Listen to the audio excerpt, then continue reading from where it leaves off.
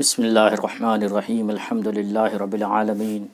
ناظرین و سامعین السلام علیکم ورحمۃ اللہ تعالی وبرکاتہ۔ ملفوظات سلطان المشائخ نظام الدین اولیاء محبوب الہی فوائد الفوات پڑھنے کی سعادت حاصل کر رہے ہیں۔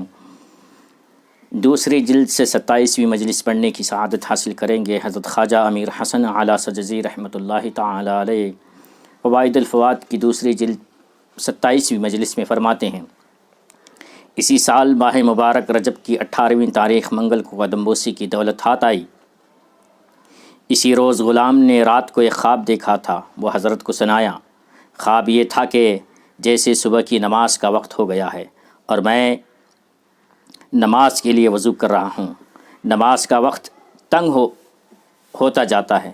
میں نے جلدی جلدی وضو کر کے سنتیں پڑھی اور میں یہ سمجھ رہا تھا کہ قریب ہی کہیں جماعت ہو رہی ہے، چنانچہ جلدی سے روانہ ہو گیا تاکہ جماعت مل جائے گی، مگر میری اتنی بھاگ دوڑ کے باوجود محسوس یہ ہو رہا تھا کہ جیسے سورج نکل رہا ہے اور میں ڈر رہا ہوں کہ ایسا نہ ہو کہ نماز کا وقت چلا جائے۔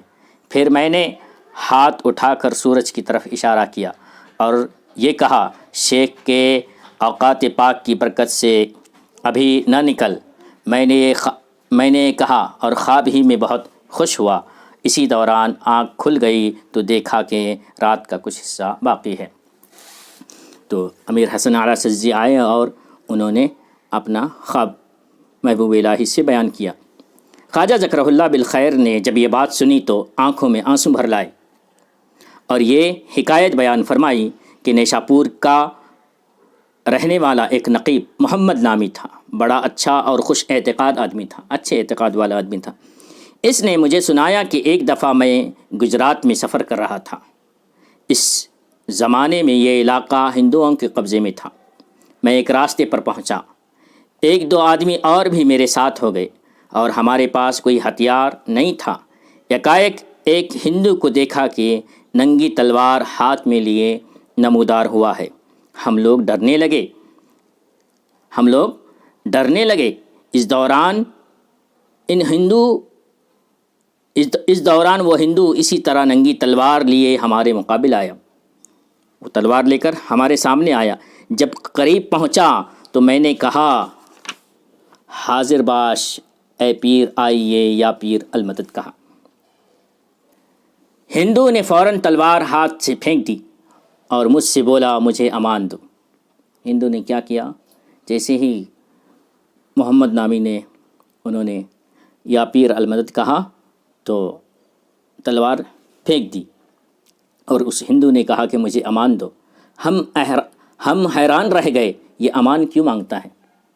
ہم حیران رہ گئے کہ یہ امان کیوں مانگتا ہے۔ پھر وہ پکارا کہ مجھے امان دو۔ پھر دوبارہ اس نے پکارا، مجھے امان دو، تو ہم نے جواب دیا، تجھے امان ہے۔ اس کے بعد اس کی تلوار اسی کو دے دی۔ وہ اپنی راہ لگا اور ہم نے اپنی راہ لی۔ وہ اپنے راستے چلا گیا اور ہم نے اپنی راہ لی۔ خواجہ ذکرہ اللہ بالخیر نے یہ حکایت پوری کرنے کے بعد فرمایا کہ دیکھو کہ اس ہندو نے کیا دیکھا اور اسے کیا دکھایا گیا۔ اس نے کیا دیکھا اور اسے کیا دکھایا گیا، یعنی پیر کو پکارا تو پیر کی غیب سے مدد ہوئی اور پیران کامل غیب سے اپنے مریدوں کی مدد کیا کرتے ہیں۔ یہ